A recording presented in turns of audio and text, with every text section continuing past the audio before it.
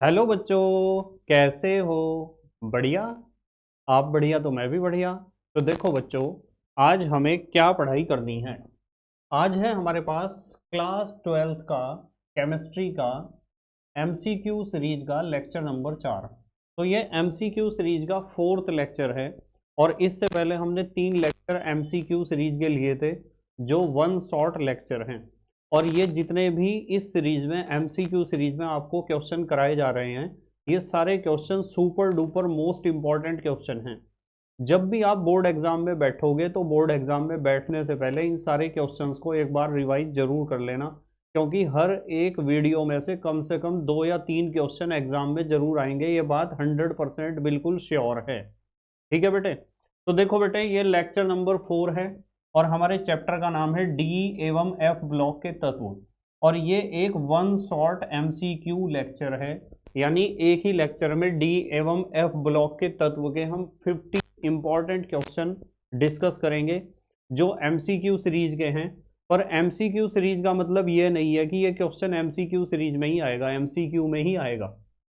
ऐसा जरूरी नहीं है कि बहुविकल्पीय प्रश्न ही आएगा। बहुविकल्पीय के अलावा अति लघु उत्तरीय प्रश्न के रूप में भी ये 50 क्वेश्चन में से कोई 2 या 3 क्वेश्चन आपके एग्जाम में जरूर दर्शन देंगे, आपको इस बात की 100% गारंटी है। ठीक है बेटे। तो स्टार्ट करते हैं अपनी सीरीज का अगला लेक्चर, लेक्चर नंबर 4। और देखते हैं सबसे पहला क्वेश्चन क्या है। सबसे पहला क्वेश्चन आपके सामने है, संक्रमण तत्वों में 4D श्रेणी का तत्व है। अब हम बात करते हैं 4D सीरीज की। यदि आप 4D सीरीज, आपको पता है डी ब्लॉक तत्वों को 4 सीरीज में डिवाइड किया गया है, 3D 4D 5D और 6D सीरीज। तो यदि हम, इन्होंने पूछा है 4D श्रेणी के बारे में, तो यदि हम 4D श्रेणी की बात करते हैं ना, तो 4D सीरीज में आते हैं Y39 से लेकर और कैडमियम कैडमियम Y39 से लेकर कैडमियम 48 तक के तत्व, ये तत्व आते हैं Y39 से कैडमियम 48 तक के। तो अब देखो आपकी 39 से 48 के बीच में कौन सा है यहाँ। आप देखोगे ये बी है 47। 47 तो 39 से लेकर 48 के बीच में आता है। तो ये जो बी तत्व है ना, 47, जिसका परमाणु क्रमांक है, वो ही 4D सीरीज का तत्व है। तो आपको पता होना चाहिए कि 4D सीरीज 39 से लेकर 48 तक जाती है परमाणु क्रमांक में। और 39 से 48 के बीच में सिर्फ ये आ रहा है 47। ठीक है, 37 इससे कम है, 57 इससे ज़्यादा है, 30 भी इससे कम है। सिर्फ 47 ही क्या है जो इसके बीच में आता है। तो बी ऑप्शन यानी 47 परमाणु क्रमांक वाला तत्व बी ही 4D सीरीज का तत्व है। ठीक है बेटे। अपने आंसर मुझे लास्ट में बता देना कितने क्वेश्चन आपके सही हुए हैं। चलो दूसरा क्वेश्चन देखो। दूसरा क्वेश्चन है, संक्रमण श्रेणी का सामान्य इलेक्ट्रॉनिक विन्यास है। अब संक्रमण श्रेणी का मतलब डी ब्लॉक तत्वों की बात चल रही है। डी ब्लॉक तत्वों में क्या होता है, सेकंड लास्ट कक्षा जो होती है ना हमारी N-1, उसके डी उपकोष में 1 से लेकर 10 तक इलेक्ट्रॉन होते हैं। और जो बाहरी कक्षा है यानी N, उसके एस उपकोष में 1 या 2 इलेक्ट्रॉन होता है। ऐसा इलेक्ट्रॉनिक विन्यास देख लो किसका है चारों में से। N-1D 1 to 10, NS 1 to 2। देखो जरा ध्यान से, देखो N-1D 1 to 10, NS 1 to 2। तो ऑप्शन ए ही हमारा सही है। कौन सा ऑप्शन सही है? ए। जहां भी आपको लगता है स्क्रीनशॉट ले लेना चाहिए, वहां ले लेना स्क्रीनशॉट। पर सबसे मेन चीज ये है कि क्वेश्चंस को ध्यान से समझते रहो, हर एक क्वेश्चन को ध्यान से समझो बिल्कुल, क्योंकि इस लेक्चर में से कम 2 या 3 क्वेश्चन आपके एग्जाम में जरूर आएंगे, पक्की है ये बात बिल्कुल 100%। ठीक है, देखो तीसरा क्वेश्चन, निम्न में संक्रमण धातु ऑक्साइड लोह चुंबकत्व गुण दर्शाता है। मतलब ये ऑक्साइड है, Mn का ऑक्साइड, Ti का ऑक्साइड, V का ऑक्साइड, Cr का ऑक्साइड। तो इन चारों में से कौन सा ऑक्साइड ऐसा है जो लोह चुंबकत्व गुण दिखाएगा? जो कैसा गुण दिखाएगा? लोह चुंबकत्व। लोह चुंबकत्व का मतलब यह है जिसमें चुंबकीय गुण बहुत ज्यादा होगा, या फिर हम कह सकते हैं जिसमें अयुग्मित इलेक्ट्रॉनों की संख्या सबसे ज्यादा होगी। तो यदि आप इन चारों तत्वों को देखते हो ना, तो इनमें आपके पास CrO2 एक ऐसा ऑक्साइड है जिसमें इस क्रोमियम की वजह से अयुग्मित इलेक्ट्रॉनों की संख्या बहुत ज्यादा है। और अयुग्मित इलेक्ट्रॉनों की संख्या ज्यादा है तो चुंबकीय गुण या अनुचुंबकीय गुण बहुत ज्यादा है। और जब अनुचुंबकीय गुण या चुंबकीय गुण ज्यादा है तो जब आप इस क्रोमियम के ऑक्साइड को चुंबकीय क्षेत्र में रखोगे तो ये ऑक्साइड बहुत तेजी से चुंबकित हो जाएगा चुंबकीय क्षेत्र की दिशा में, और मतलब प्रबलता से चुंबकित हो जाएगा चुंबकीय क्षेत्र की दिशा में। और यदि आप इसे चुंबकीय क्षेत्र से बाहर निकाल के रख दोगे ना, तो बाहर निकालने के बाद भी ये चुंबक के रूप में बना रहेगा। ठीक है, मतलब फिर दोबारा से चुंबक के प्रकृति से अपने आप को अचुंबकीय प्रकृति में नहीं बदलेगा। इसलिए हम कहेंगे कि इसमें लोह चुंबकत्व का गुण है। ठीक है, किसमें? क्रोमियम के ऑक्साइड में। इसका रीजन ये है कि इसमें जो है ना, यदि आप क्रोमियम में देखते हो ना, तो इसमें अयुग्मित इलेक्ट्रॉनों की संख्या 6 है। 6 अयुग्मित इलेक्ट्रॉन है इसके पास, और 6 अयुग्मित इलेक्ट्रॉन होने की वजह से इसका जो चुंबकीय गुण है वो सबसे ज्यादा है इन सब के मुकाबले। तो ध्यान रखना, ये क्वेश्चन एग्जाम में आ सकता है कि क्रोमियम ऑक्साइड में लोह चुंबकत्व गुण आपको देखने को मिलता है, क्योंकि इसका रीजन है क्रोमियम में 6 अयुग्मित इलेक्ट्रॉन पाए जाते हैं। नेक्स्ट अगला question, question number 4। Question number 4 है, निम्न में से किसमें धात्विक आबंध अधिक शक्तिशाली होता है? भाई धात्विक आबंध यानी मेटेलिक बॉन्ड, धात्विक बंध सबसे ज्यादा शक्तिशाली होगा, या फिर वो संक्रमण तत्व सबसे ज्यादा शक्तिशाली मेटेलिक बॉन्ड या धात्विक बंध बनाएगा जिसमें अयुग्मित इलेक्ट्रॉनों की संख्या सबसे ज्यादा होगी। किसकी संख्या? अयुग्मित इलेक्ट्रॉनों की संख्या। अब जैसे ये पहला तत्व है Fe, Fe में एक भी अयुग्मित इलेक्ट्रॉन नहीं होता, 0 है इसके पास अयुग्मित इलेक्ट्रॉन। यदि आप Fe का इलेक्ट्रॉनिक विन्यास लिखोगे तो इसके पास अयुग्मित इलेक्ट्रॉन कोई नहीं है।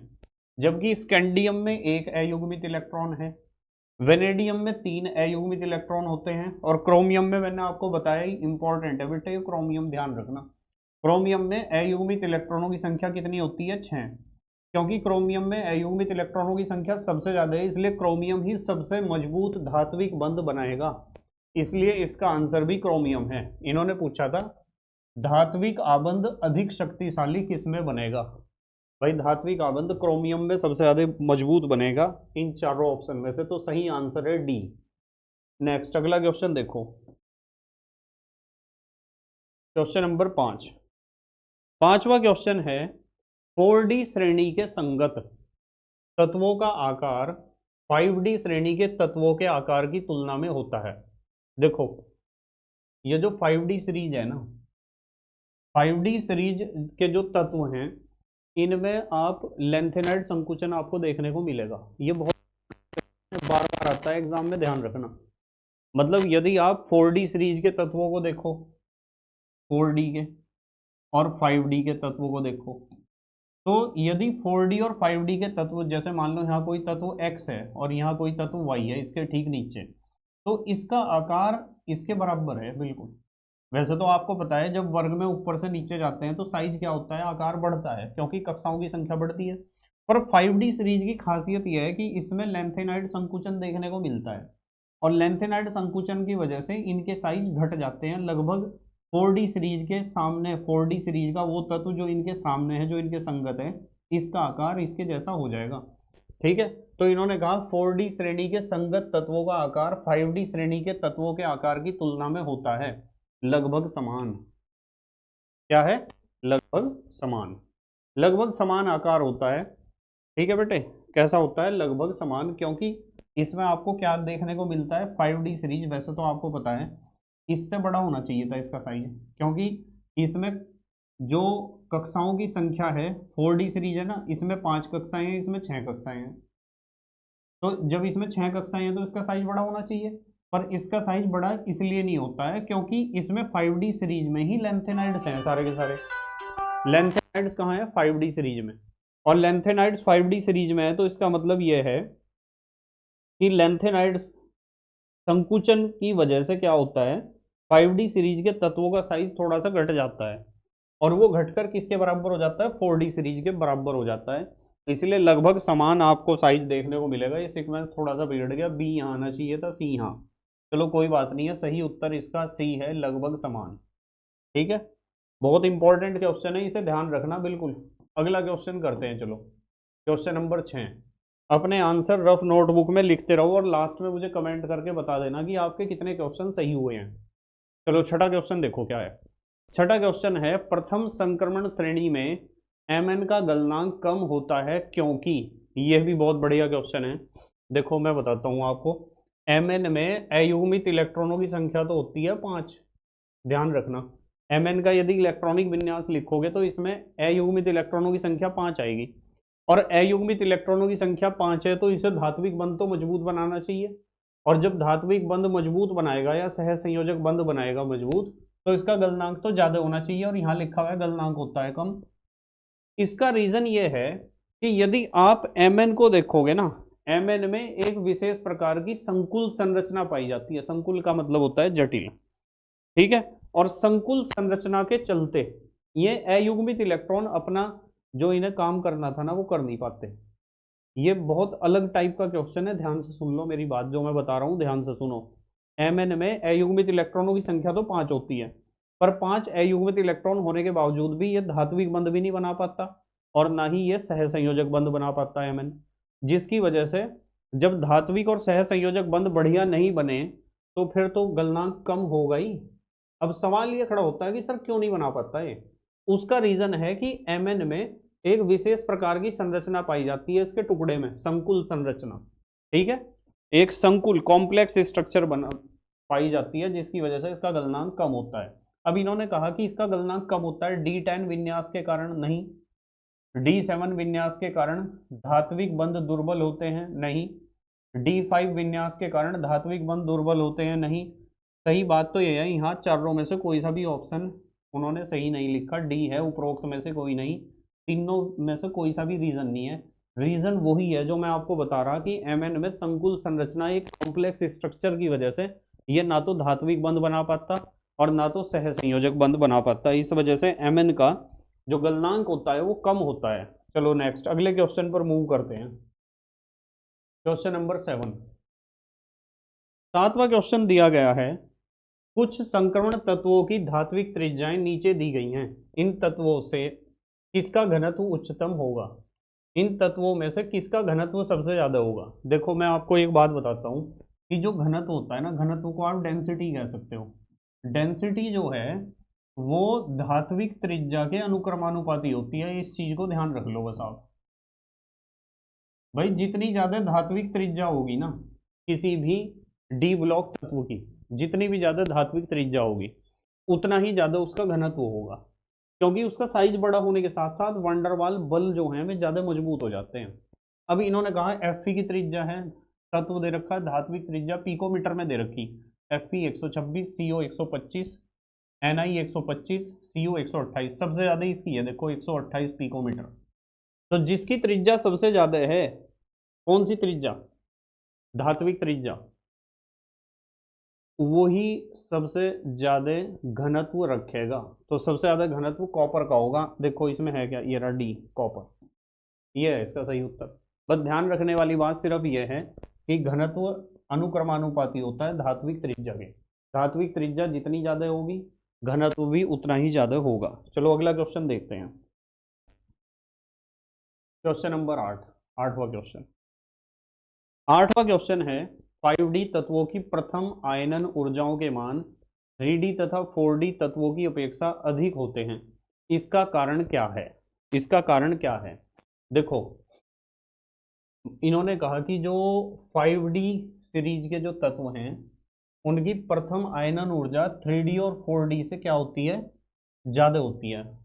उसका रीजन यही है कि जो 5D सीरीज के तत्व हैं ना उनमें आपको एक चीज देखने को मिलेगी कि 4f जो उपकोष हैं और उनमें जो इलेक्ट्रॉन्स भरे हुए, उन इलेक्ट्रॉन का परिरक्षण प्रभाव दुर्बल होता है, कमजोर होता है।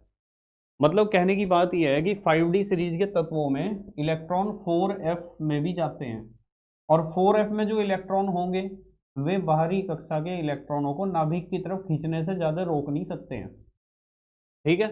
इसलिए आउटर मोस्ट ऑर्बिट के इलेक्ट्रॉन नाभिक की तरफ ज्यादा खींचेंगे, और जब नाभिक की तरफ ज्यादा खींचेंगे इलेक्ट्रॉन्स तो उन इलेक्ट्रॉन्स को बाहर निकालने के लिए ज्यादा ऊर्जा की आवश्यकता पड़ेगी। इसलिए यहाँ लिखा हुआ है कि प्रथम आयनन ऊर्जा जो है 5D के तत्वों की ज्यादा होती है 3D और 4D के मुकाबले।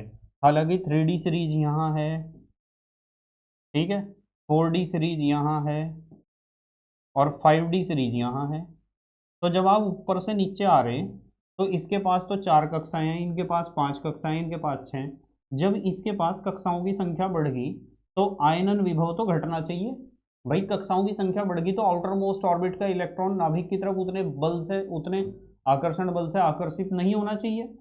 पर प्रॉब्लम यह होती है कि 5D के जो तत्व हैं उनमें 4f उपकोष के अंदर इलेक्ट्रॉन भरे जाते हैं और 4f उपकोष के इलेक्ट्रॉन आउटर मोस्ट ऑर्बिट के इलेक्ट्रॉन्स को उतनी बढ़िया तरीके से बाहर की तरफ धक्का नहीं दे पाते, इनका परिरक्षण प्रभाव कम होता है।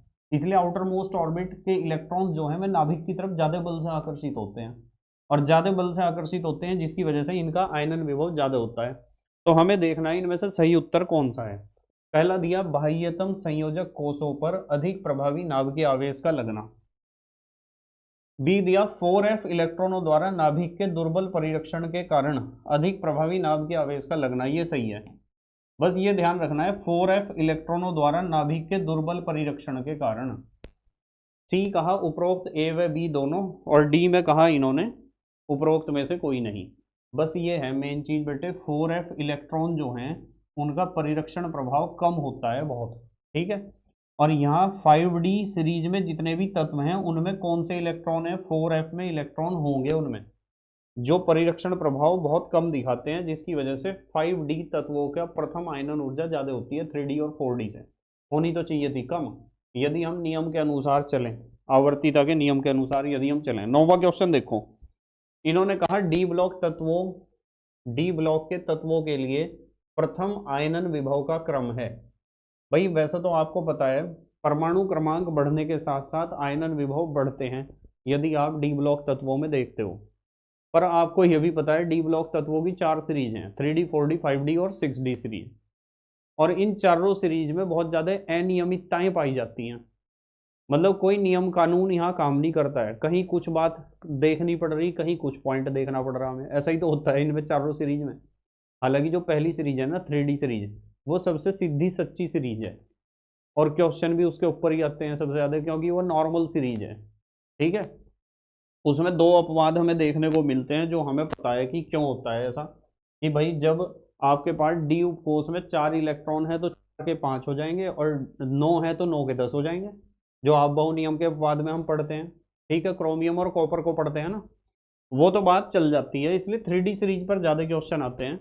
अभी जो है एक आपको इसमें इस सीक्वेंस को याद रखना पड़ेगा कि प्रथम आयनन विभव Zn का सबसे ज़्यादा होगा, उससे कम Fe का, फिर Cu का, फिर Cr का।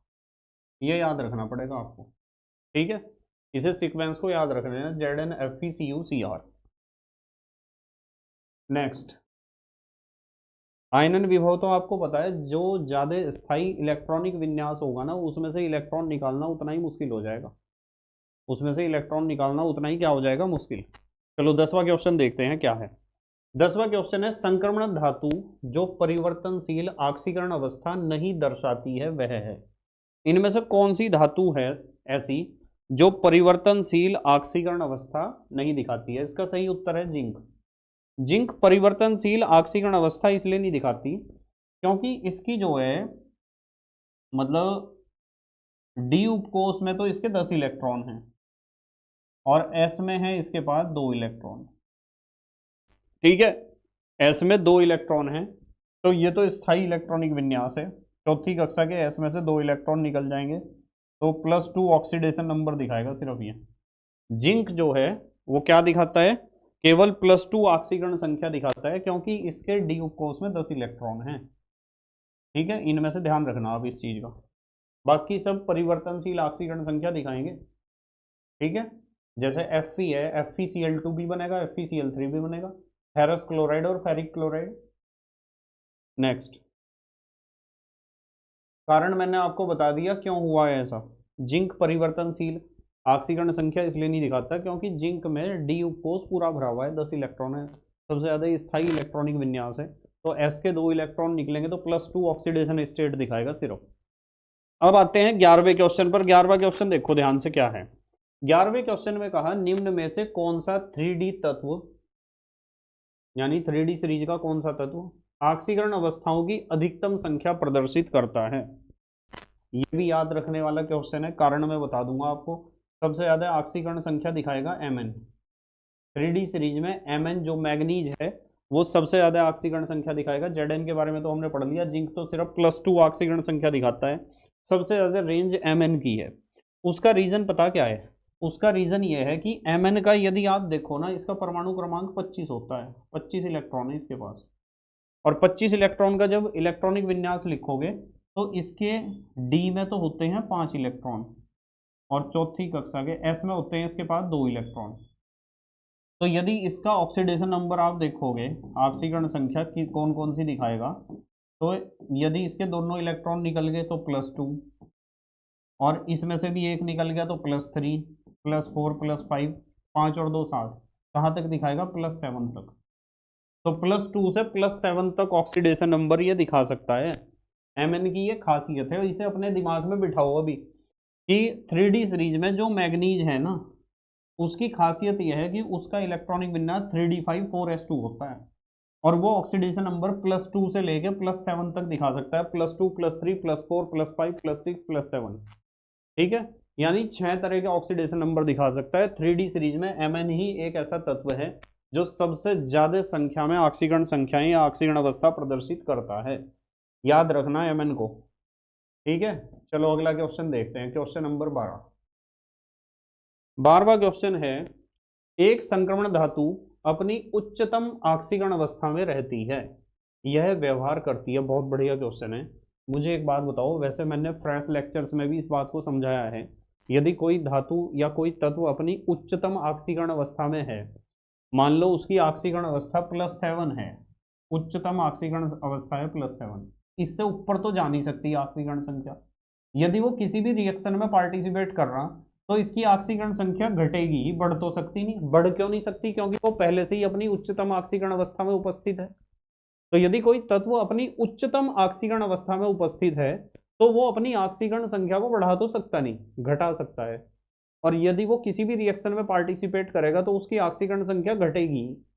और जब किसी की ऑक्सीकरण संख्या घटती है ना, तो उसका अपचयन होता है, और जिसका खुद का अपचयन होता है वो दूसरों के लिए ऑक्सीकारक का काम करता है। तो ध्यान रखना, जो भी अपनी हाईएस्ट ऑक्सीडेशन स्टेट में होगा वो खुद का रिडक्शन करेगा, यानी उसका खुद अपचयन होगा। किसी भी केमिकल रिएक्शन में उसका खुद का अपचयन होगा तो दूसरों के लिए वो ऑक्सीकारक का काम करेगा, यानी ऑक्सीडाइजिंग एजेंट का। देखते हैं उत्तर। शोधक शोधन कर्मक की भांति नहीं, सह संयोजक यौगिक में केंद्रीय धातु के रूप में नहीं, ऑक्सीकारक की भांति। ये सही उत्तर है सी, क्योंकि वो अपनी हाईएस्ट ऑक्सीडेशन स्टेट में है, और जब वो अपनी उच्चतम ऑक्सीकरण अवस्था में है तो किसी भी रिएक्शन में उसकी ऑक्सीकरण अवस्था घटेगी ही। और यदि उसकी रिएक्शन में ऑक्सीकरण अवस्था घटी तो उसका खुद का अपचयन हुआ, और यदि उसका खुद का अपचयन हुआ तो दूसरों के लिए तो ऑक्सीकारक का काम करेगा ही वो। ठीक है, बहुत बढ़िया क्वेश्चन है बेटे, बहुत बढ़िया क्वेश्चन, ध्यान रखना इस क्वेश्चन को। 13वां क्वेश्चन, ये सारे क्वेश्चन आपको बिल्कुल ध्यान से समझने हैं। इनमें से कम 2 या 3 क्वेश्चन आपको एग्जाम में फंसेंगे, पक्की बात है। ठीक है, और ये सीरीज जो है बोर्ड एग्जाम के लिए, ये आपको पता है ना, बोर्ड एग्जाम के लिए फुल्ली ओरिएंटेड है। क्वेश्चन नंबर 13, 13वें क्वेश्चन को देखो। 13वें क्वेश्चन में कर दिया है, आयनों के निम्न युग्मों के बीच, ये जोड़े हैं, युग्म माने जोड़े, जलीय विलयन में न्यूनतम ऑक्सीकरण अवस्था दूसरे की अपेक्षा किस में अधिक स्थायी होती है? मतलब ये ऑक्सीकरण अवस्था +3 है, ये VO2+, ये ऑक्सीकरण अवस्था 2 से 3 हुई, यहाँ 1 से 2 हुई, यहाँ 1 से 3 हुई। इनमें पहले वाली ऑक्सीकरण अवस्था दूसरे के मुकाबले ज्यादा स्थायी किस में है, ये पूछा है। यदि हम यहाँ बात करें ना, टी पॉजिटिव और टी ट्रिपल पॉजिटिव, यदि हम किसी भी रिएक्शन में टाइटेनियम का जब रिएक्शन देखते हैं ना, तो टाइटेनियम का रिएक्शन ऐसा होता है। टाइटेनियम का जो +3 ऑक्सीडेशन स्टेट है वो 2 इलेक्ट्रॉन ग्रहण करके टाइटेनियम पॉजिटिव में बदल जाता है, यानी ये वाली अवस्था कम स्थायी होती है, जब भी तो 2 इलेक्ट्रॉन लिए उसने और इसमें कन्वर्ट हुआ। तो इसका सही उत्तर ए है। ध्यान रखना इस चीज को, ध्यान रखना आप कि आप टाइटेनियम की +3 ऑक्सीडेशन स्टेट ज्यादा स्थायी नहीं होती, +1 होती है। आप इलेक्ट्रॉनिक विन्यास के हिसाब से चलोगे वहां भी पता चल जाएगा आपको। चलो next question number 14। Question number 14 में दिया है डी ब्लॉक के तत्वों में सर्वाधिक घनत्व किस तत्व का होता है। ये क्वेश्चन सब बच्चों के याद होना चाहिए, सबके। ये बहुत इंपॉर्टेंट क्वेश्चन है, सबके याद होना चाहिए। ये तत्व दे रखे हैं AuWOSNB, ठीक है। और ध्यान रखना है सबसे ज्यादा घनत्व होता है ऑस्मियम का। ऑस्मियम सबसे भारी है, ऑस्मियम का घनत्व सबसे ज्यादा होता है। सब बच्चे इसे बात को बिल्कुल अपने जहन में घुसा लें और लॉक कर दें बिल्कुल एकदम। बहुत इंपॉर्टेंट क्वेश्चन है। क्वेश्चन नंबर 15, निम्नलिखित में से कौन सा प्रबलतम अपचायक पदार्थ है। भाई प्रबलतम अपचायक, ये तो पिछले चैप्टर का क्वेश्चन आ गया।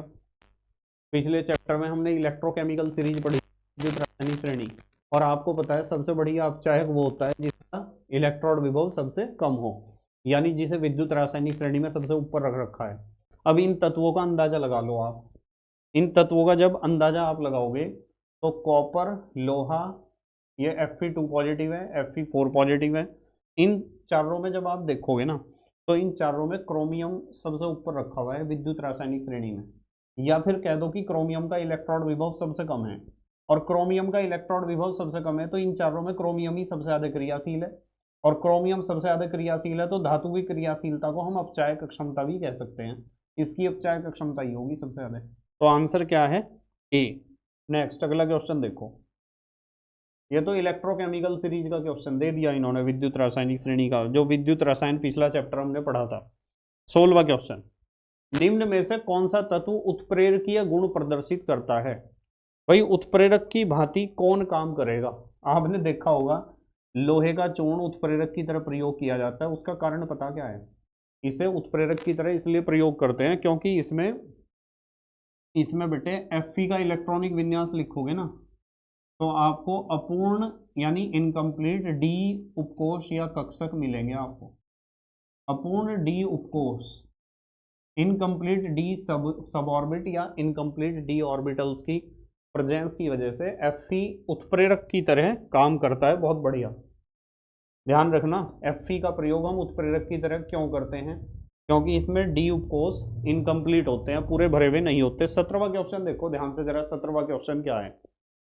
17वां क्वेश्चन है संक्रमण श्रेणी की धातुओं का विशिष्ट गुण है।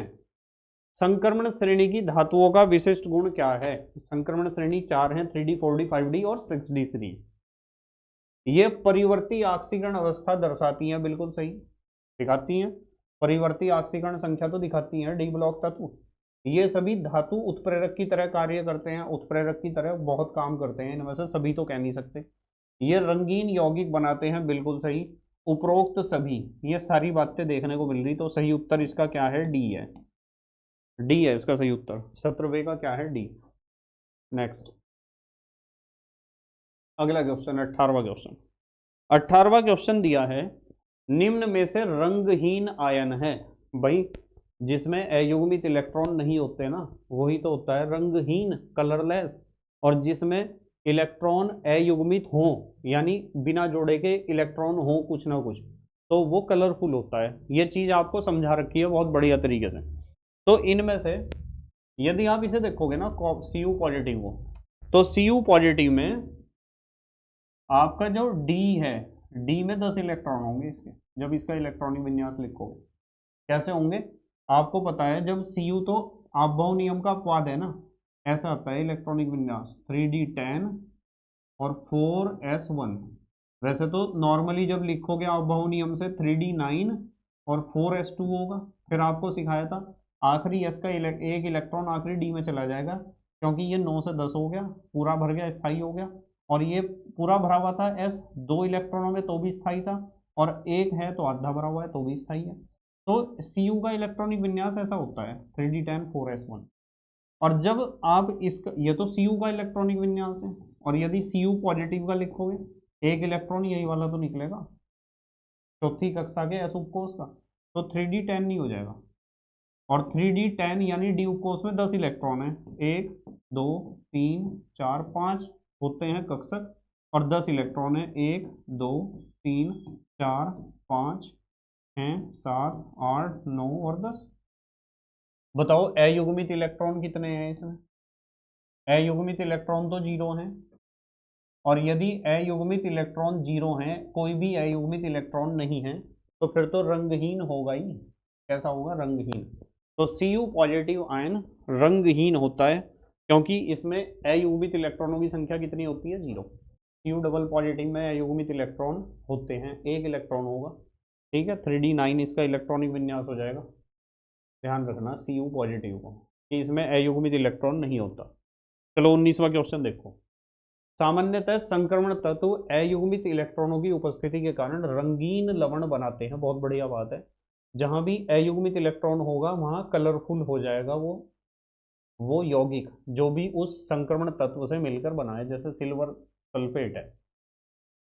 निम्नलिखित में से कौन सा यौगिक ठोस अवस्था में रंगीन होगा? इनमें से कौन सा होगा कलरफुल? इनमें से कौन सा कलरफुल होगा? बहुत बढ़िया क्वेश्चन है।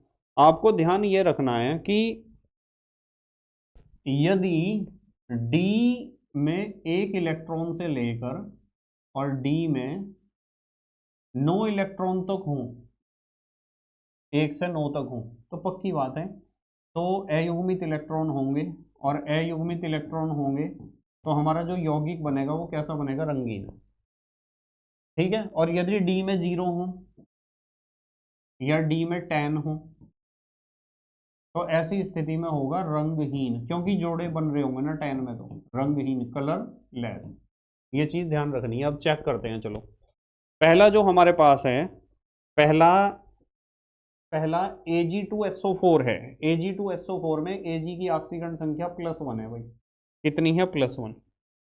और +1 है, इलेक्ट्रॉनिक विन्यास जब आप इसका लिखोगे तो ये हो जाएगा 4d10, और d10 है तो रंगहीन है। ये तो क्या है? रंगहीन। अब CuF2 में F की -1 होती है, 2 -2 को कैंसिल करने के लिए +2, यानी Cu डबल पॉजिटिव का इलेक्ट्रॉनिक विन्यास देखना। Cu डबल पॉजिटिव का तो अभी बात करी थी हमने, 3d9, क्योंकि Cu पॉजिटिव का 3d10 लिखा था हमने, तो Cu डबल पॉजिटिव का 3d9 हो जाएगा। और D में 9 इलेक्ट्रॉन है, D में 1 हो, 2 हो, 3 हो या 9 तक, 1 से 9 तक हो तो रंगीन होगा। ये रंगीन है। इन्होंने पूछा रंगीन। ZnF2 को यदि आप देखो तो ZnF2 -1 दूनी -2 को कैंसिल करने के लिए +2, Zn की ऑक्सीकरण संख्या +2 है। Zn डबल पॉजिटिव को यदि आप देखोगे, अभी दिखाया भी था आपको थोड़ी देर पहले, 3d10 होगा 2 इलेक्ट्रॉन निकलने के बाद, क्योंकि आखिरी है ना तत्व।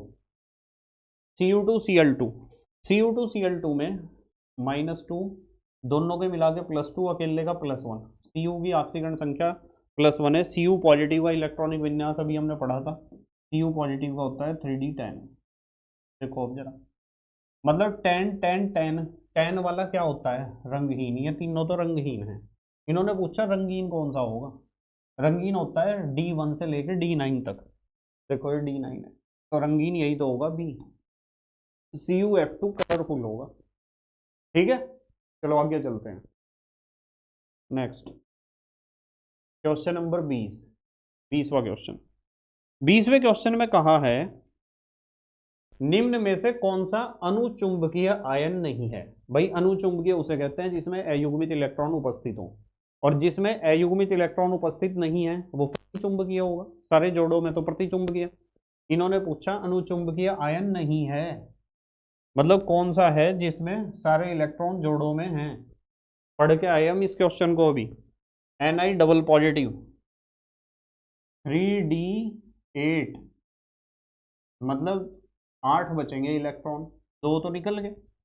उसके बाद इन्होंने दिया है Zn double positive, Zn double positive तो तीसरी बार पढ़ रहे, 3d10।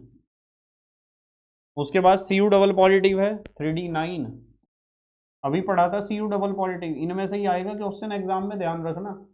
ये जितने क्वेश्चन मैं करा रहा प्रीवियस ईयर बोर्ड एग्जाम में आए हुए हैं। Mn डबल पॉजिटिव अभी पढ़ा हमने 3d5, ये सारे अभी पढ़े हमने, इन्हें तो याद ही कर लो आप बस। तो भाई 8 इलेक्ट्रॉन हैं, सबके जोड़े नहीं बन रहे होंगे, 9 के नहीं बन रहे होंगे सबके, 5 तो सारे के सारे अकेले अकेले पड़े होंगे। अयुग्मित इलेक्ट्रॉनों की संख्या सबसे ज्यादा होती है Mn डबल पॉजिटिव। ठीक है बेटे, तो इसे देखो 3d10 को, सारे जोड़ों में होंगे, और जब सारे जोड़ों में इलेक्ट्रॉन है तो अनुचुंबकीय होने का तो सवाल ही नहीं पैदा होता। यही उत्तर है इसका। Zn डबल पॉजिटिव, ठीक है, यही इसका उत्तर है, ध्यान रखना। Zn double positive, Ni double positive, Cu double positive, Mn double positive और Cu पॉजिटिव, इनमें से किसी ना किसी के ऊपर सवाल एग्जाम में आएगा। मैं बार बार बता रहा हूं आपको, 3D सीरीज में से सवाल आएगा एग्जाम में। चलो अगला क्वेश्चन देखते हैं। क्वेश्चन नंबर 21, निम्न में अनुचुंबकीय आयन है। अनुचुंबकीय, अनुचुंबकीय का मतलब जिसमें इलेक्ट्रॉन जोड़ों में नहीं है, ठीक है। अभी हमने पढ़ा पीछे, अभी हमने Ni डबल पॉजिटिव पढ़ के आए। Ni डबल पॉजिटिव में हमने पढ़ा कि तीसरी कक्षा के डी में 8 इलेक्ट्रॉन होते हैं, बाकी सब भरे पड़े। Zn डबल पॉजिटिव में 10 आए थे, Cu पॉजिटिव में 10 होते हैं, आपको याद आ गया होगा। Ag पॉजिटिव में सारे जोड़ों में होते हैं 10 इलेक्ट्रॉन डी में।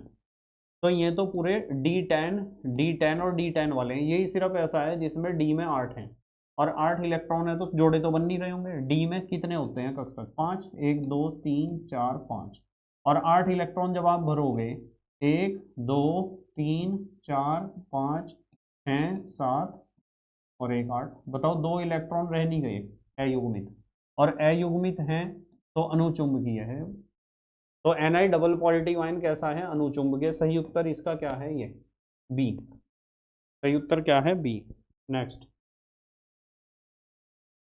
क्वेश्चन, ये जितने मैं आपको बता रहा 3D सीरीज के ऊपर क्वेश्चन आएंगे, जो इस समय मैं क्वेश्चन करा रहा हूं ये बहुत ज्यादा इंपॉर्टेंट क्वेश्चन है।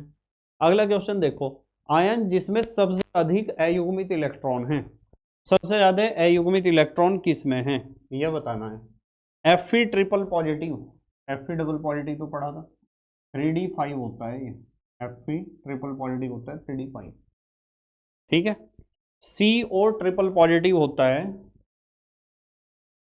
3D6, और Ni डबल पॉजिटिव अभी हमने पढ़ा, तीसरी चौथी बार पढ़ दिया, 3D8, और Cu डबल पॉजिटिव अभी हमने पढ़ा 3D9। तो अयुग्मित इलेक्ट्रॉन सबसे ज्यादा किस में होंगे बताओ? पहले डी में देख लो, आप अपने आप बताओगे। 1 2 3 4 5, कितने इलेक्ट्रॉन है? 5, 1 2 3 4 5। अयुग्मित इलेक्ट्रॉन कितने हो गए इसमें? पांचों के पांचों अयुग्मित हैं। डी में यदि 6 होते तो एक यहाँ चला जाता, तो अयुग्मित इलेक्ट्रॉन कितने हो जाते हैं? 4 ही तो होते। और यदि डी में 8 होते, 8, ये हो गए 6 7 8। अब अयुग्मित इलेक्ट्रॉन कितने बचे? 2 बचे सिर्फ, ये दोनों। और यदि डी में 9 होते तो अयुग्मित इलेक्ट्रॉन कितना होता है? 1। तो सबसे ज्यादा तो उसमें ही है 5। ये है सही उत्तर, Fe triple positive. Fe triple positive में 5 अयुग्मित इलेक्ट्रॉन उपस्थित हैं, यानी अनुचुंबकीय गुण इसी में ही सबसे ज्यादा है। Next question number 23। Question number 23 है, निम्न में से अनुचुंबकीय है। भाई अनुचुंबकीय का मतलब जिसमें अयुग्मित इलेक्ट्रॉन उपस्थित हैं। अभी हमने Cu डबल पॉजिटिव आयन पढ़ा था, इसके बारे में पढ़ा था, इसका इलेक्ट्रॉनिक विन्यास होता है 3D9, ठीक है। Cu पॉजिटिव का 3D10 बताया था ना आपको, और इसमें तो 10 है, इसमें भी 10 है, इसमें भी 10 है, इन्हें तो याद कर लो आप 3D सीरीज को। तो 3D9 का मतलब 9 इलेक्ट्रॉन तो जोड़ों में नहीं होने के, 9 में से 8 के तो जोड़े बन जाएंगे, एक तो अयुग्मित इलेक्ट्रॉन रहेगा ना, तो इसलिए यही अनुचुंबकीय होगा, Cu डबल पॉजिटिव आयन। बहुत इंपॉर्टेंट क्वेश्चन है बेटे, मैं बार बार बता रहा हूं आपको, बार बार एग्जाम में इनमें से क्वेश्चन आएगा जरूर। ये जो हम चुंबकीय गुण देख रहे हैं ना, अनुचुंबकीय, प्रतिचुंबकीय, अयुग्मित इलेक्ट्रॉनों की संख्या, इनमें से क्वेश्चन आएगा एग्जाम में जरूर। भाई पूरे 50 क्वेश्चन कराऊंगा, 50 में से 2-3 आएंगे, इस बात की तो गारंटी है। पर जो ये फिलहाल जो मैं क्वेश्चन करा रहा ना, इनमें से एक क्वेश्चन जरूर आएगा एग्जाम में। चलो 24वां क्वेश्चन देखो क्या है। 24वां क्वेश्चन है, प्रतिचुंबकीय आयन है। प्रतिचुंबकीय का मतलब जिसमें सारे के सारे जोड़ों में हो। अभी इसे पढ़ के नहीं आएगा, आप Zn डबल पॉजिटिव को पढ़ के आए अभी। और Zn डबल पॉजिटिव में आपको पता है तीसरी कक्षा के डी उपकोष में 10 इलेक्ट्रॉन होते हैं, सारे जोड़ों में होंगे 10 के 10, 5 दूनी 10, 5 उपकोष है, 10 इलेक्ट्रॉन है, तो 2-2 के जोड़े नहीं बन रहे होंगे 5। तो यही होगा प्रतिचुंबकीय।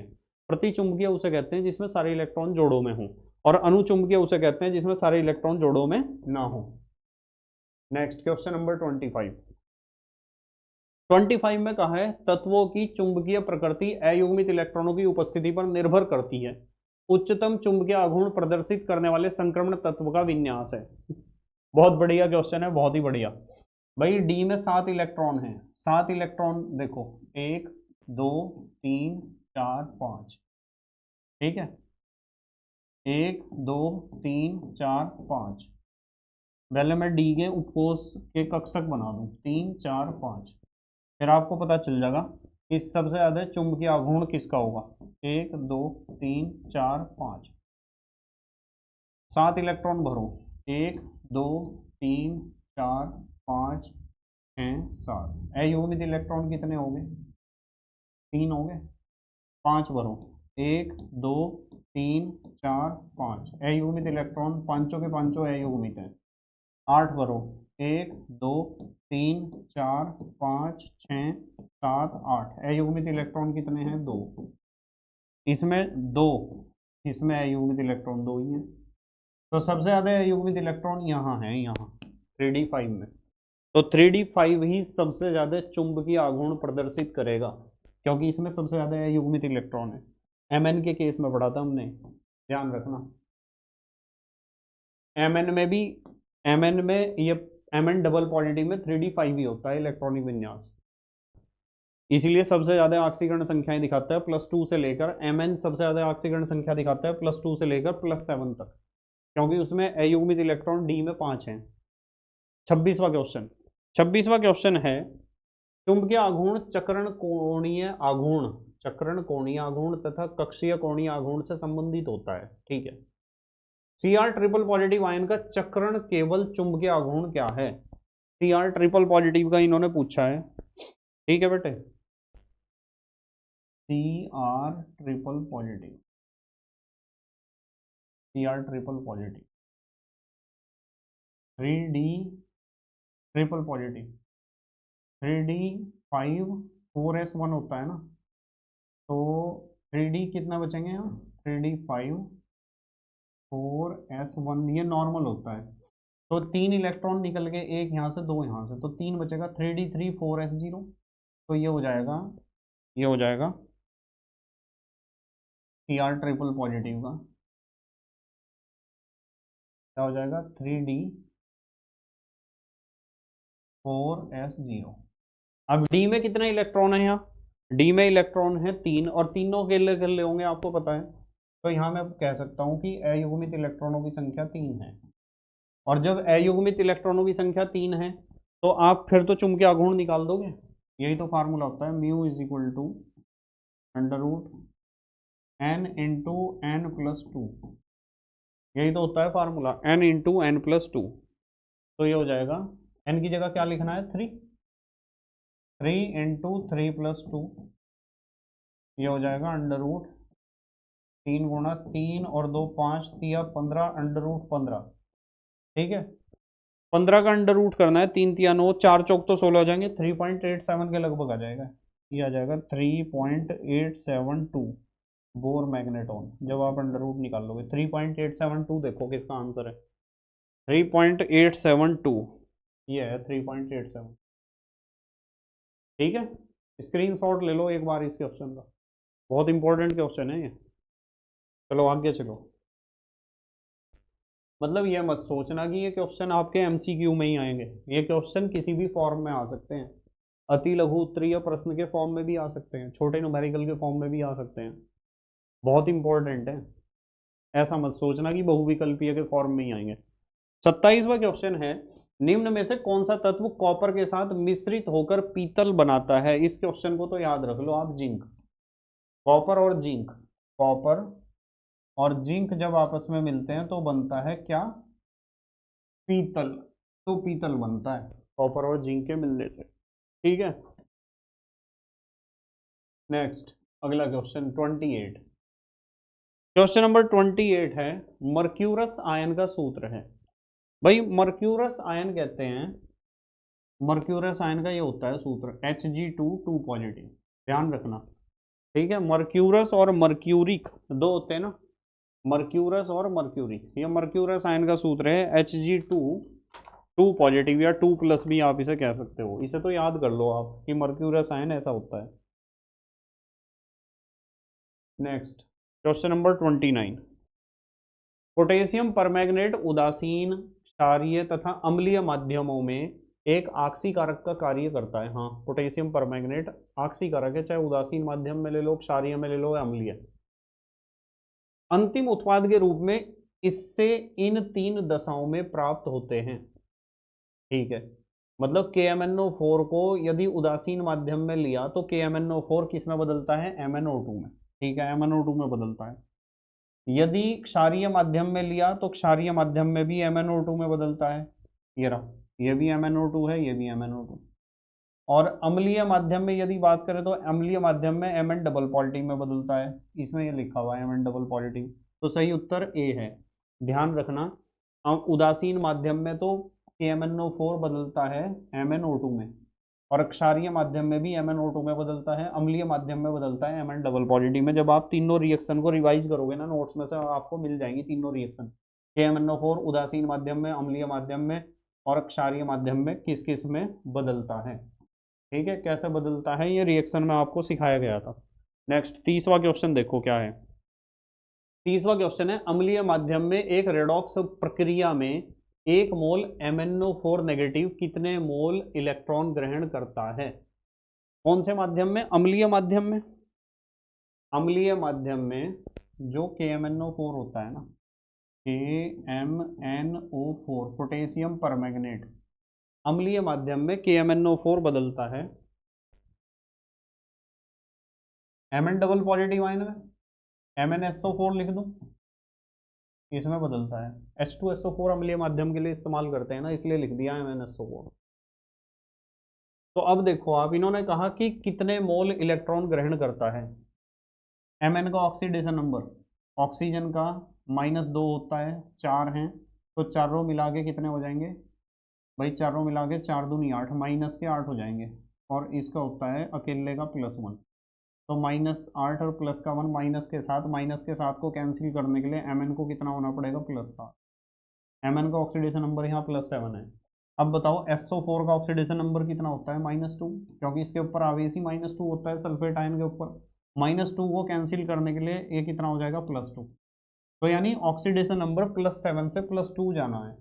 तो +7 में कितने इलेक्ट्रॉन जोड़ूंगी +2 हो जाए? +7 में जुड़ेंगे 5 इलेक्ट्रॉन। तो 5 मोल इलेक्ट्रॉन चाहिए जब जाके वो अम्लीय माध्यम में KMnO4 से MnSO4 में कन्वर्ट होगा। 5 मोल इलेक्ट्रॉन, देखो कौन सा ऑप्शन है 5? सी, ये रहा सी। ठीक है, समझ में आई ना बात? स्क्रीनशॉट लेना चाहो तो ले लो। ले लिया? चलो आगे चलते हैं। अगला क्वेश्चन देखो, क्वेश्चन नंबर 31। क्वेश्चन नंबर 31 में कहा है, निम्नलिखित यौगिकों में से किसमें क्रोमियम की आयनिक त्रिज्या सबसे छोटी होगी? भाई आयनिक त्रिज्या सबसे छोटी पता किसकी होगी? जिसकी ऑक्सीकरण संख्या सबसे ज्यादा होगी। क्रोमियम की तो पूछ रहे हैं।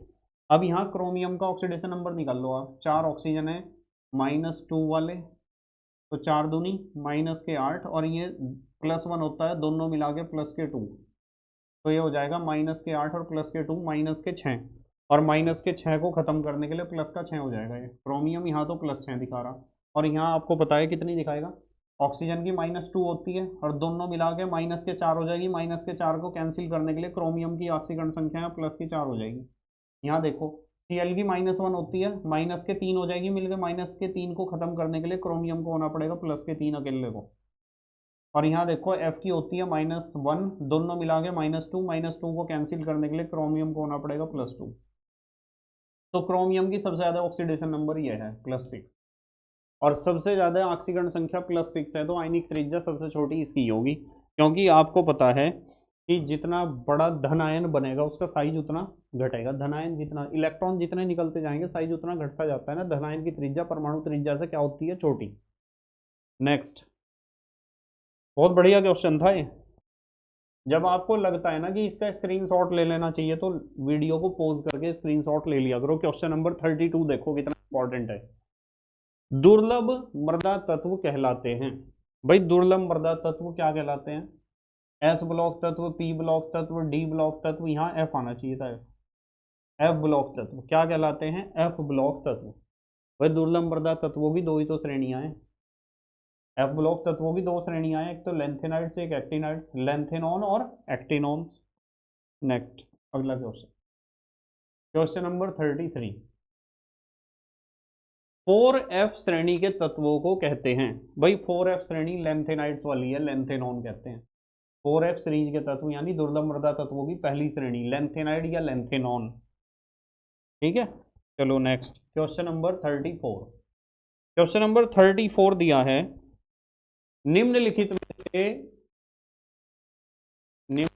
में से F ब्लॉक का तत्व है।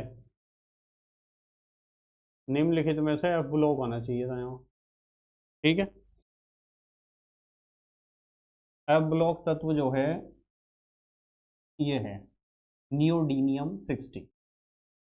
ये थोड़ी मिसप्रिंटिंग हो रही है यहाँ।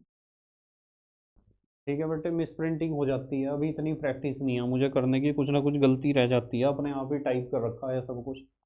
नियोडीनियम 60। नेक्स्ट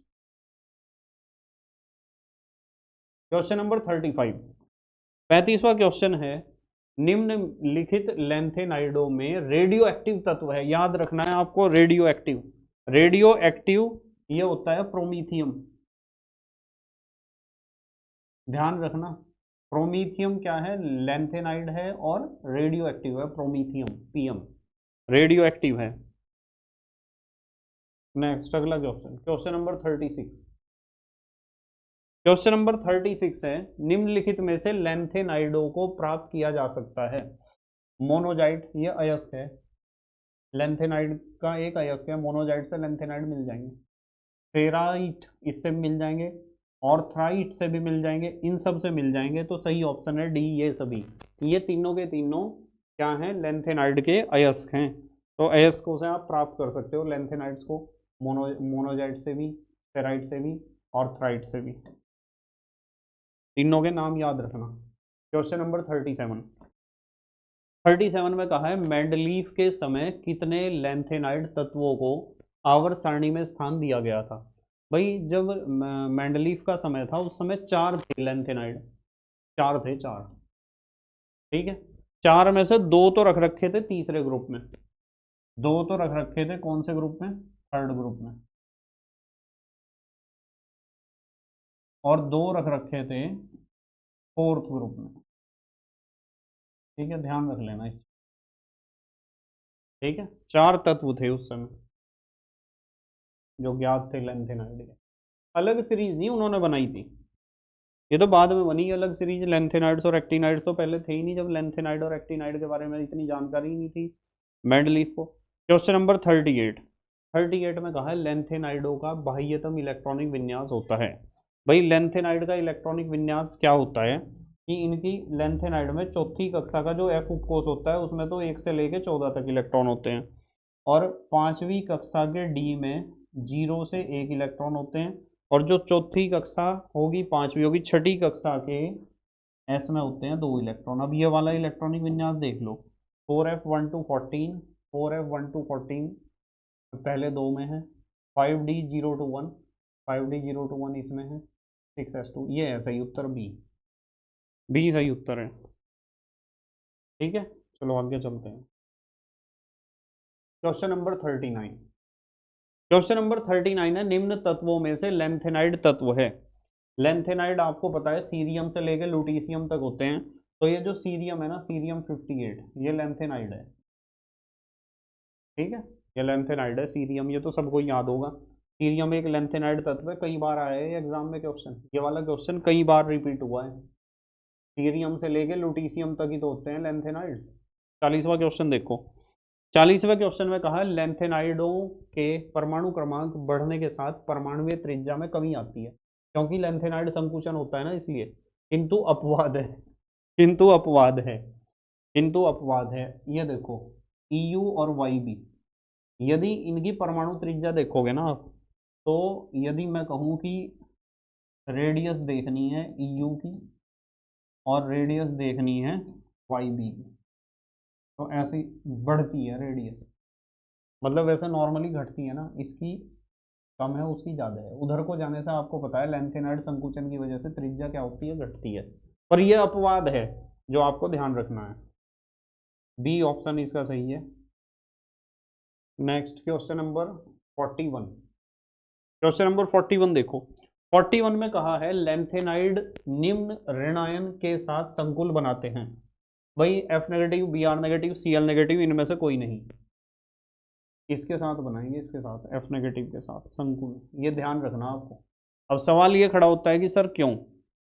इसका कारण ये है कि एक तो इसका साइज छोटा है और इसकी विद्युत ऋणात्मकता ज़्यादा है।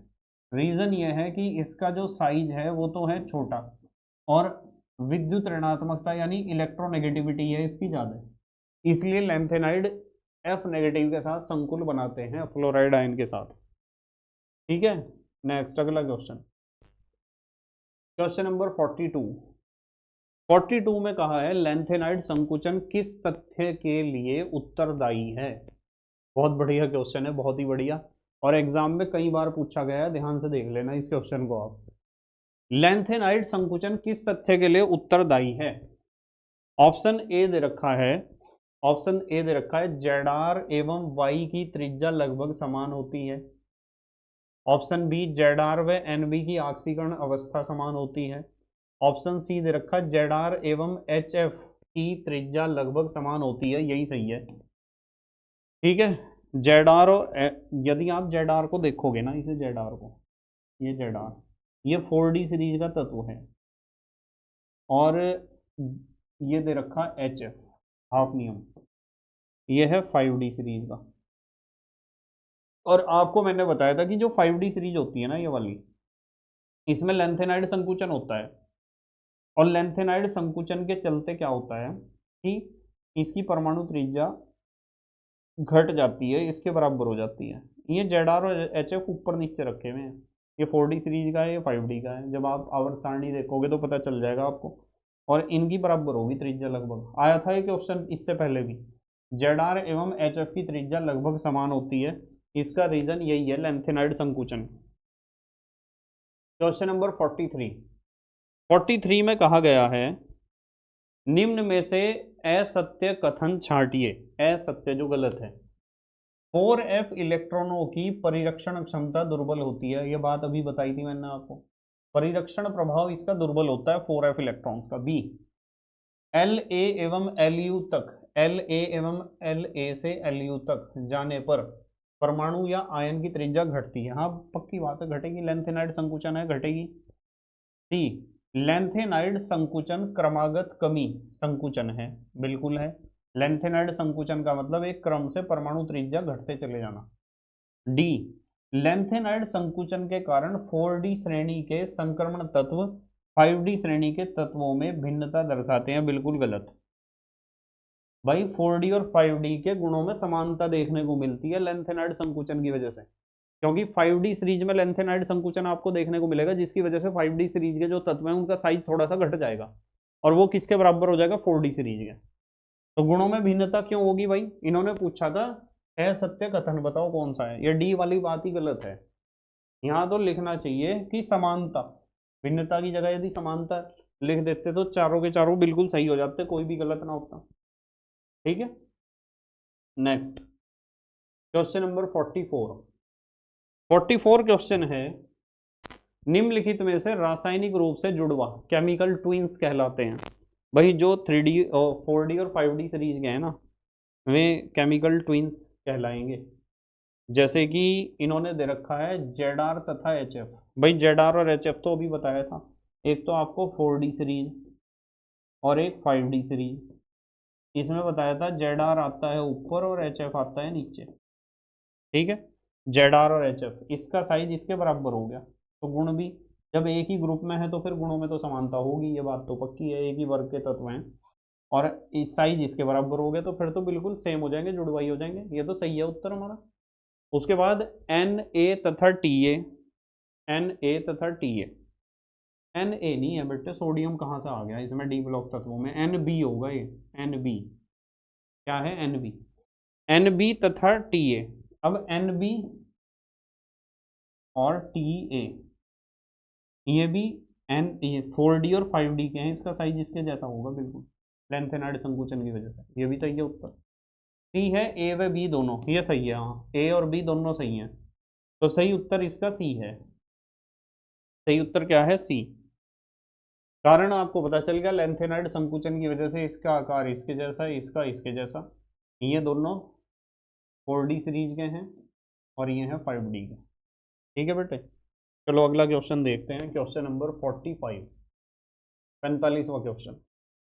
45वें क्वेश्चन में कहा गया है एक्टिनाइडो का सामान्य इलेक्ट्रॉनिक विन्यास n-2f1 to 14 n-1d0 to 2 ns2 है।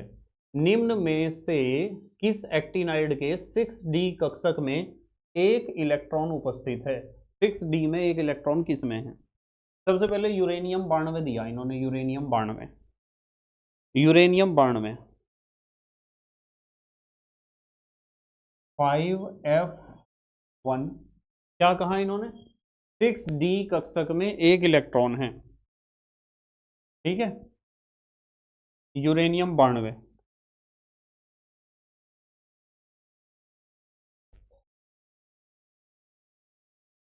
फाइव डी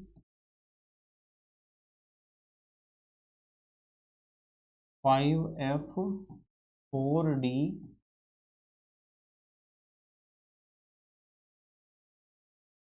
नहीं, 5f यदि 5 है, 5f 6d और 7s होगा, 5f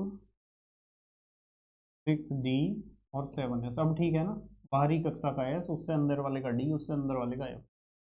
कितने हैं? 92 का जब लिखोगे तो 3, 1 और 2 आएगा। ठीक है, 3, 1 और 2, ये तो आएगा इसका। और इन्होंने पूछा है किस एक्टिनाइड के 6d कक्षक में एक इलेक्ट्रॉन उपस्थित है। इसमें तो 6d में एक इलेक्ट्रॉन मिलेगा जब इलेक्ट्रॉनिक विन्यास लिखोगे, ये सही है उत्तर। फिर उसके बाद है आपका नेपच्यूनियम 93। तो जब नेपच्यूनियम 93 का आप लिखोगे ना, 90 92 93, तो अगला इलेक्ट्रॉन इसी में ही तो आएगा, 5f4 हो जाएगा, 6d1 और 7s2। अब इसमें भी डी में एक इलेक्ट्रॉन है तो ये भी सही है भाई। ऑप्शन सी दिया, Pu परमाणु क्रमांक 94, Pu परमाणु क्रमांक 94। अब इसमें क्या हो जाएगा? 5f5, इसमें चला जाएगा इलेक्ट्रॉन। ठीक है, और Am परमाणु क्रमांक 95। तो इसमें से सही उत्तर बेटे यही है, ए और बी है सही उत्तर। ए और बी सही उत्तर है। कौन से हैं? ए और बी। इलेक्ट्रॉनिक विन्यास यूरेनियम और नेपच्यूनियम का जब आप लिखोगे तो इसमें डी में इलेक्ट्रॉन कितने हैं? एक एक इलेक्ट्रॉन है। 6d में ही तो पूछे थे। नेक्स्ट अगला क्वेश्चन देखो, अगला क्वेश्चन है 46, 46वां क्वेश्चन है एक्टिनाइड श्रेणी के अंतिम तत्व की संभावित ऑक्सीकरण अवस्था है। भाई जो एक्टिनाइड्स होते हैं ना, ये एक्टिनाइड सीरीज को जब आप देखोगे तो ये एक्टिनियम से शुरू होती है 89 से और जाती है लॉरेंसियम तक 103 तक। एक्टिनियम से लॉरेंसियम 103 तक जाती है। अब कह रहे कि अंतिम तत्व तो फिर लॉरेंसियम होगा, संभावित ऑक्सीकरण संख्या बतानी है कितनी है। तो जब आप लॉरेंसियम 103 का इलेक्ट्रॉनिक विन्यास चेक करोगे ना तो आपको मिलेगा, आखिरी तत्व है तो F में तो 14 होंगे ही, 6d1 और 4s2। अब आप देख लो, ये तो पूरा भरा हुआ है, स्थाई है। और ये दोनों जो हैं इनकम्प्लीट हैं, दो तो इसके गए, हाँ इसके तो दो निकल नहीं है, आउटर मोस्ट ऑर्बिट है भले ही कंप्लीट है, 2 और 1 3, तो ऑक्सीडेशन नंबर +3 दिखाएगा। ये कितनी दिखाएगा? +3। संभावित ऑक्सीकरण अवस्था +3 है, यानी ये हुआ सही उत्तर है +3। क्या है? +3। जहां आपको लगता है स्क्रीनशॉट ले लेना चाहिए वहां ले लिया करो स्क्रीनशॉट। अगला क्वेश्चन देखो, क्वेश्चन नंबर 47। क्वेश्चन नंबर 47 में कहा है निम्नलिखित में से कौन सा तत्व दो तरह का इलेक्ट्रॉनिक विन्यास दर्शाता है? ACTH PA और U। ध्यान ये रखना है कि जो एक्टिनाइड्स होते हैं ना, इनकी जो 5D और 4F उपकोष है ना, ठीक है, या इसे उल्टा लिख दो आप, 4F और 5D, जो एक्टिनाइड्स हैं उनके, पर ये तो लेंथेनाइड के हुए भाई, एक्टिनाइड में तो 5F आएगा, 5F और 6D। ये जो दोनों उपकोष हैं या ऑर्बिटल्स कह दो, कक्षक, 5F और 6D उपकोषों की या कक्षकों की ऊर्जाओं का अंतर बहुत कम होता है इनका।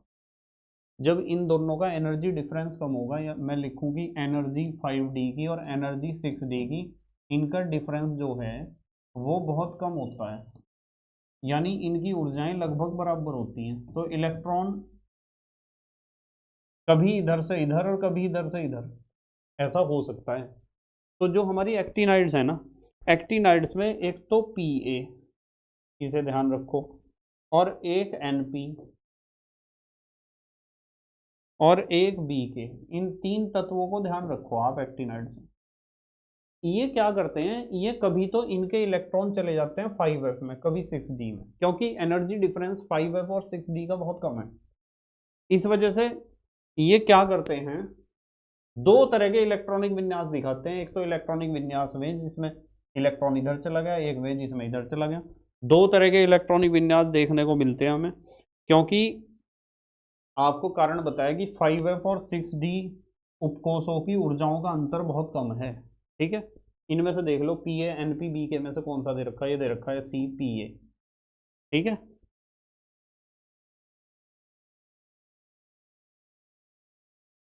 चलो अगला क्वेश्चन देख रहे हैं। Question number 48। क्वेश्चन नंबर 48 दिया है, निम्नलिखित एक्टिनाइड तत्वों में से सर्वाधिक ऑक्सीकरण अवस्था व्यक्त करता है। सबसे ज्यादा ऑक्सीकरण अवस्था बेटे एक्टिनाइड में, ध्यान रखना, नेपच्यूनियम दिखाता है +7 ऑक्सीडेशन स्टेट दिखाता है, ध्यान रखना आप इस चीज का। नेक्स्ट अगला क्वेश्चन 49। 49 में कहा है, एक्टिनाइड तत्व निम्नलिखित में से किस अनुचुंबकीय प्रकृति के होते हैं।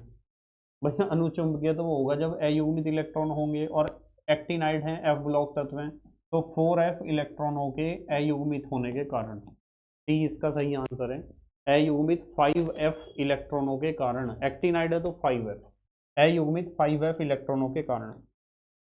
भाई डी ब्लॉक तत्वों को कोई पूछता है ना, तो आप बताओ कि डी अयुग्मित डी इलेक्ट्रॉन्स के कारण, और जो लेंथेनाइड है वे अयुग्मित 4F इलेक्ट्रॉनों के कारण, और जो एक्टिनाइड अनुचुंबकीय हैं वे अयुग्मित 5F इलेक्ट्रॉनों के कारण है। चलो नेक्स्ट अगला क्वेश्चन। अगला क्वेश्चन है क्वेश्चन नंबर 50। 50वें क्वेश्चन में कहा गया है, निम्नलिखित में से Pu ट्रिपल पॉजिटिव आयन का रंग कैसा होता है। इसे तो याद कर लो आप। Pu ट्रिपल पॉजिटिव आयन जो होता है ना आपका, Pu ट्रिपल पॉजिटिव आयन, जब इसका इलेक्ट्रॉनिक विन्यास देखोगे तो इसमें आपको 5F5 5 इलेक्ट्रॉन मिलेंगे, और इसका रंग होगा नीला। अयुग्मित इलेक्ट्रॉन है पांचों, देखो ठीक है, अयुग्मित इलेक्ट्रॉन है तो रंग कैसा होगा, नीला होता है। ध्यान रखना, इसे तो याद रखना पड़ेगा क्वेश्चन को आपको। ठीक है बेटे, तो ये हो गए हमारे 50 question, super duper important 50 question. इन 50 क्वेश्चन को आपको बिल्कुल याद करना है एग्जाम में जब भी बैठोगे। जो मैं MCQ सीरीज करा रहा हूँ, इससे पहले कराई थी, उसमें बहुत बाद आपको क्वेश्चन कराए थे एनसीईआरटी के पाठ्यनिहित। हर एक लेक्चर में उसमें हमने क्या करा था, पहले तो हमने करे थे फास्ट ट्रैक रिवीजन, पूरे चैप्टर को पॉइंट वाइज डिस्कस किया था। उसके बाद हमने करा था कि जो हमारी एनसीईआरटी की बुक है उसके पाठ्यनिहित प्रश्नों को डिस्कस किया था। उसके बाद एनसीईआरटी की जो अभ्यास है, हर एक चैप्टर के बाद में जो अभ्यास दे के रखते हैं एक्सरसाइज, उसे डिस्कस किया था, उसके सारे क्वेश्चंस को। और उसके बाद हमने एनसीईआरटी की एग्जाम्पलर बुक के सारे इंपॉर्टेंट क्वेश्चन करे थे। उसके बाद हमने प्रीवियस ईयर के बोर्ड एग्जाम के क्वेश्चन करे थे, और ऑब्जेक्टिव क्वेश्चन करे थे जो इंपॉर्टेंट है प्रीवियस ईयर के। इस तरह जो वन शॉट क्वेश्चन सीरीज है वो भी बहुत काम की है आपके एग्जाम से पहले, उसे भी देखना है आपको जरूर। और ये जो MCQ सीरीज है इसमें सारे इंपॉर्टेंट क्वेश्चन डिस्कस कर रहे हैं हम। और ये मत सोचना कि MCQ में ही आएंगे क्वेश्चन, वेरी शॉर्ट में भी आ जाएंगे, न्यूमेरिकल में भी आ जाएंगे। ठीक है, बस मेहनत और ईमानदारी से पढ़ाई करते रहो। Best of luck for your board exam. Okay bye.